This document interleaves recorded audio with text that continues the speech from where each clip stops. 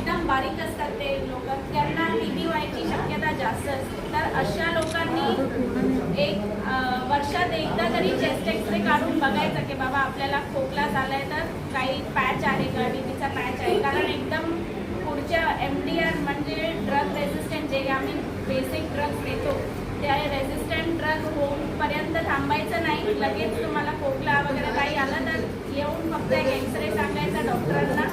त्या एक्सरेमध्ये काही पॅचेस आलं धुंकीचं पण जाब सुद्धा करून घ्यायचं आणि रक्ताचं सुद्धा करून घ्यायचं. तर काही थांबायचं नाही. आणि जे लोक बारीक आहे, HIV आहे, शुगर, BP असे सगळे काय आजार आहे तर त्यांनी काळजी घ्यायची स्वतःची जास्त. थोडा पण खोकला झाला, ताप आला की लगेच चेकअप करून घ्यायचं. अच्छा, मी एक गोष्ट सांगते की डॉक्टर मॅडमनी, आहार तज्ञांनी, डॉक्टरांनी तुम्हाला सर्व गोष्टी सांगितल्या की टीबी म्हणजे काय, कशापासून होतो, काय काळजी घ्यायला पाहिजे आणि काय खायला पाहिजे. सगळ्यांना समजलं? ओके. तर याच्यावर अजून एक महत्त्वाची मी गोष्ट तुम्हाला सांगते की आपल्याला आजाराविषयी माहिती खूप कमी असते. सगळ्यांना वाटतं की टीबी झाला म्हणजे आपल्या घरच्यांना सगळ्यांना होईल, आपल्याला पण होईल म्हणून आपण काय करतो ते व्यक्तीपासून लांब लांब जातो. तर भावनिक जी हे आहे आधार जो आहे, भावनिक आधार जो आहे, इमोशनल सपोर्ट म्हणतो आपण त्याला, तो सुद्धा खूप गरजेचा आहे. जसं आहार घेतो आपण, आहार घेतो, व्यायाम करतो, मेडिसिन घेतो, त्याच्याबरोबर भावनिक आहार, इमोशनल सपोर्ट हा अत्यंत महत्त्वाचा आहे. त्या व्यक्तीला आपल्याला माहीत नसतं, असं वाटतं की त्याच्यामुळे आपल्याला पूर्ण म्हणून त्याला तुम्ही ते बाजूला ठेवता, त्याच्यापासून लांब राहता, त्याच्याशी बोलत नाही.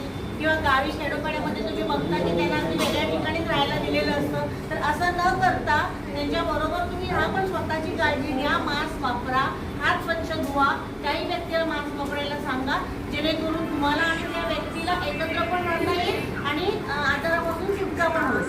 बरोबर? तर सगळ्यांना समजतंय काळजी कशी घ्यायची ती. आपल्या आजूबाजूला जर काही लोक असतील, आपल्या घरातली पण काय असतील लोक, तर त्या पद्धतीने तुम्ही त्यांच्याशी चांगल्या प्रमाणे प्रेमाने पण वागू शकता. ओके, ठीक आहे, समजलं.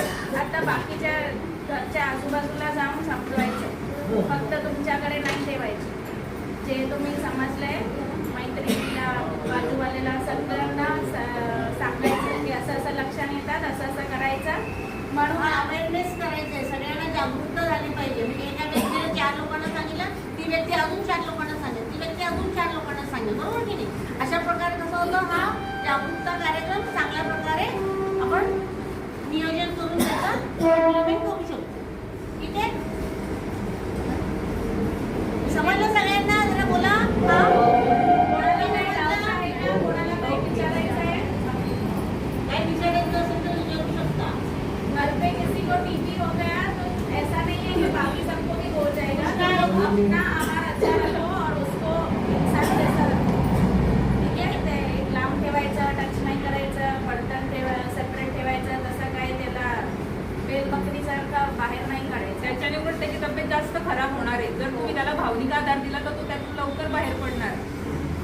आणि झाली टीबी तर औषध मात्र व्यवस्थित नेहमी जसं सांगितलंय तसं घ्यायचं, नाहीतर ते इलाज होणार नाही आणि पसरणार टीबी दुसऱ्याला.